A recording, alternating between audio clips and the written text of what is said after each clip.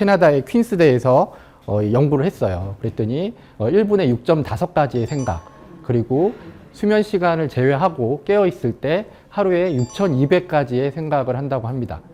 5만 가지는 아니더라도 굉장히 많은 생각을 하고 있는 거죠.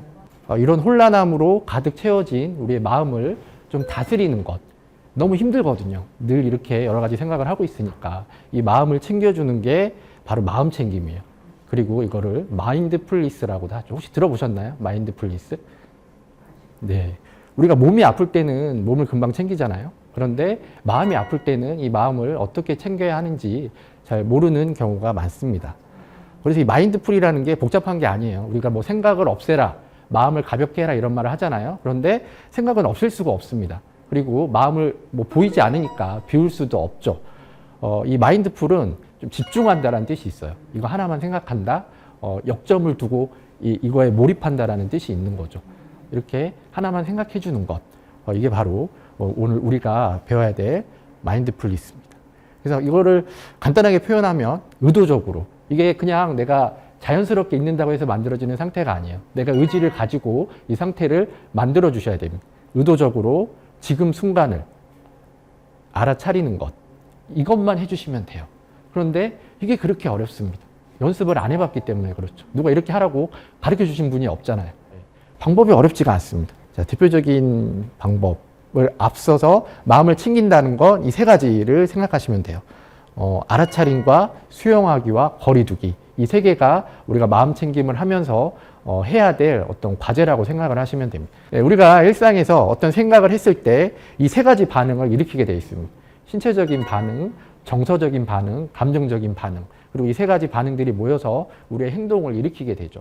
그래서 이거를 감각의 반응, 내 감각을 알아차리는 거죠. 이거는 내가 무엇을 보고, 듣고, 만지고, 맛보고, 이런 신체적 감각을 알아차린다는 뜻입니다.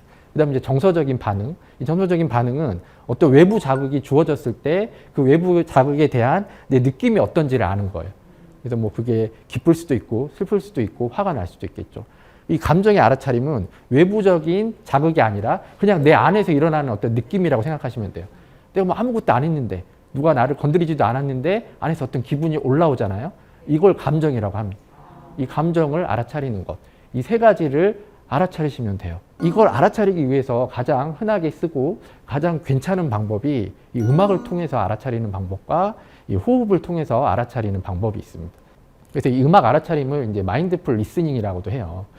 이 편하고 고요한 음악을 통해서 지금 내 상태가 어떤지를 역으로 아는 거죠. 이거는 이제 비유를 하면 우리가 도시가 얼마나 오염되어 있는지를 알려면 산으로 들어가면 되죠.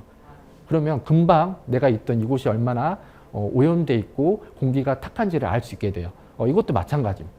되게 고요한 음악이 필요해요. 이때 막 시끄럽고 변조가 심하고 이런 음악을 트시면 안 되고, 가장 많이 샘플로 듣는 음악이 바흐의 G선상의 아리아, 이렇게 고요하고 나를 좀 차분하게 해줄 수 있는 음악을 들으셔야 됩니다. 이렇게 음악을 듣다 보면 어떤 일이 일어날까요? 예, 무언가가 떠오르기 시작합니다. 음악을 들으면서.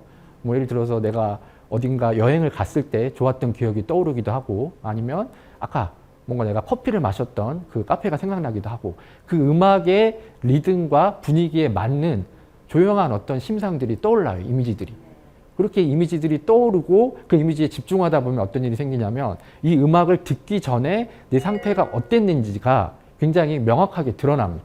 굉장히 혼란스러웠구나, 시끄러웠다라는 걸 그 고요한 음악을 들으면서 알게 되는 거예요. 이게 바로 알아차림입니다. 알아차림. 내가 어떤 불쾌함, 이런 안 좋은 감정을 가졌을 때 음악, 저는 이 대표적인 예로 음악을 들었지만 그게 문학이 될 수도 있고 그림이 될 수도 있고 음식이 될 수도 있어요. 이런 것들을 통해서 내가 어떤 고요한 상태로 들어갈 수 있을 때 그 고요한 상태를 통해서 이 이전의 상태를 알게 되는 거죠. 그 알게 됨을 통해서 이것을 수용할지 거리 조절을 해야 될지에 대한 기회를 얻게 되는 것. 그리고 그걸 통해서 이 불쾌함에 대해서 좀 더 익숙해지고 객관적으로 바라볼 수 있게 되는 거죠. 또 한 가지가 이제 이 호흡이 있어요. 호흡. 우리가 이 마음챙김이나 알아차림이라고 하면 가장 먼저 떠오르는 게 이 호흡이죠. 이 호흡도 마찬가지 원리입니다. 굉장히 편안하고 고요한 호흡을 통해서 그 이전에 내가 얼마나 들뜨고 불안했는지를 아는 거죠. 이 호흡에 집중해야 되는 이유는 우리가 이 호흡만은 옛날에 내가 호흡을 많이 했다고 해서 지금 호흡을 안 할 수가 없잖아요. 그리고 앞으로 내가 호흡을 할 거니까 난 지금 안 할 거야 라고 미룰 수도 없습니다. 이 호흡은 오직 이 지금만이 존재해요. 그렇기 때문에 호흡에 집중하는 거는 바로 이 지금 이 순간에 집중한다라는 말이 됩니다. 여러 가지 자세로 할 수 있어요. 뭐 앉아서도 할 수 있고 누워서도 할 수 있고 걸으면서도 할 수 있고 춤을 추면서도 할 수 있습니다. 어떻게든 할 수 있는데 여기서 중요한 건 내가 호흡을 놓치지 않고 그 호흡과 계속 내가 그 호흡을 계속 바라봐야 된다는 그 호흡을 알아차려야 된다는 거죠. 그래서 그 좀 구체적인 방법으로는 이 수식법이 있고 관법이 있습니다. 이것도 아주 쉬워요. 예, 보시면 이 수식법은 내가 호흡에 수를 세는 겁니다. 이거는 아주 간단하기 때문에 한번 같이 해보실게요. 자, 지금 상태에서 눈을 한번 감아 주십시오. 눈을 감고 자, 어깨에 한번 힘을 빼주세요. 어깨에 힘을 빼주고 자, 가장 편한 자세로 한번 앉아 보십시오. 네. 자, 그리고 그 상태에서 자연스럽게 숨을 쉬는데 코로 쉬셔야 돼요. 코로 숨을 들이마시고 코로 호흡을 내뱉으면서 호흡에 수를 세는 겁니다. 내뱉는 호흡에 숫자를 붙여주세요. 첫 번째 호흡. 그리고 다시 호흡을 들이마시고 내쉴 때 두 번째 호흡. 이렇게 5가지 쉬어주십시오.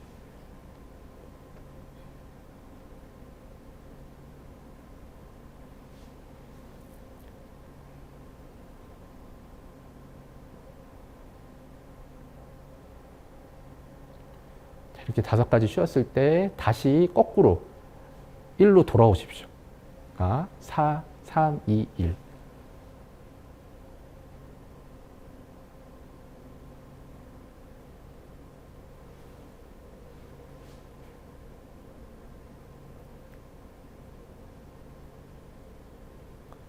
자, 지금 눈을 빨리 뜨시는 분은 호흡이 굉장히 짧다는 거고, 호흡이 짧다는 건 명이 짧다는 얘기입니다. 좋은 게 아니에요. 네. 최대한 눈을 안 뜨시는 게 좋은 거. 네. 자, 이렇게 숫자를 앞으로 갔다가 다시 뒤로 오는 것. 이거는 내가 10까지 설정할 수도 있고, 20까지 설정할 수도 있고, 이게 너무 지루하면 3까지 설정할 수도 있어요. 그런데 이 호흡을 세는, 이 호흡의 수를 세는 순간은 내가 호흡을 놓치지 않기 위해서 다른 생각을 안 하게 됩니다. 그리고 이 호흡의 패턴이라는 게 굉장히 느리고 천천히 하는 거잖아요. 그러니까 굉장히 편안해져요. 편안한 생각들이 자꾸 들어요. 그러면 어떻다고요? 그 이전에 불편하고 뭔가 빨리 움직이던 생각들이 보이기 시작합니다. 나도 모르게 내 생각들이 이렇게 나를 불편하게 할 정도로 나를 힘들게 하고 있었구나. 이렇게 생각벌레들이 끊임없이 올라오고 있었다는 걸 알게 되는 거죠. 이 알아차림이 있어야 그 다음에 수용하기가 거리 조절이 되는 겁니다. 그래서 이 수식법은 사실 이 호흡을 통한 마음 챙김의 가장 기초라고 할 수 있어요. 이거는 내가 길을 가다가도 할 수 있고, 뭔가 내가 굉장히 다른 사람이 나에게 싫은 소리를 해요. 그럼 눈을 보면서 그냥 호흡 수를 세고 있으면 됩니다. 그러면 아주 눈이 또릿또릿하면서 나는 이제 나만의 세계에 들어갈 수가 있는 거죠. 예. 이 수식법과 함께 또 하나가 이 관법이라는 게 있어요. 이 관은 보다라는 뜻이죠. 내가 내 호흡을 지켜보는 겁니다. 이거는 이제 내 코나 내 인중에 의식을 집중하시고 이 코를 통해서 호흡이 마치 파도처럼 밀물과 썰물처럼 들어왔다 나갔다라고 이미지화 시키는 거예요. 마치 내가 호흡을 보는 것처럼. 그래서 이 호흡이 들어오고 나가는 걸 놓치지 않는 겁니다. 계속 바라보는 거죠. 이게 관법이에요. 이 호흡법은 굉장히 많아요. 종류도 다양하고. 그런데 가장 대표적인 게 이 2가지 방법입니다. 이것도 마찬가지죠. 내가 불쾌하고 힘든 상황을 겪었을 때 이 호흡을 통해서 고요함 속에 들어가고 그 고요함을 통해서 그 이전에 내 상태가 어땠는지를 객관적이고 명확히 알게 되는 거죠. 그리고 그걸 통해서 내가 이 감정을 수용해야 될지 거리를 어떻게 조절해야 될지를 알게 되는 겁니다. 그래서 이 알아차림이 됐다면 그 다음이 이제 수용하기예요. 굉장히 중요한 개념이죠.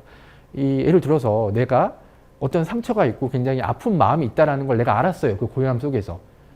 그런데 피하고 싶을 수 있잖아요. 내가 알았지만 마주하기 싫잖아요.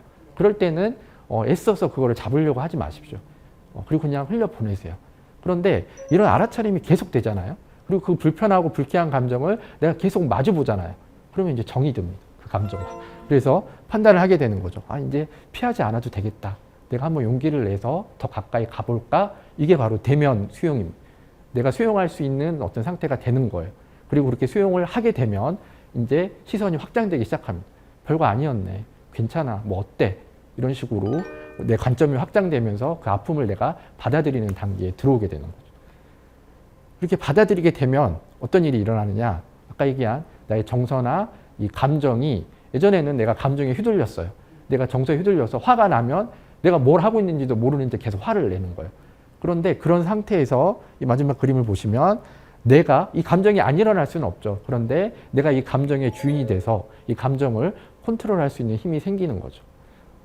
그래서 다시 아까 여기로 돌아와 보면 이 생각을 통해서 일어나는 여러 가지 반응들, 이 반응들이 행동으로 일어나는 거는 어쩔 수가 없어요. 예, 어쩔 수가 없지만 여기에 휘둘리지 않고 이것을 내가 바라보는 자, 그리고 이게 어떻게 움직이고 있는지를 내가 통제하려고 시도할 수 있는 사람이 되는 거죠.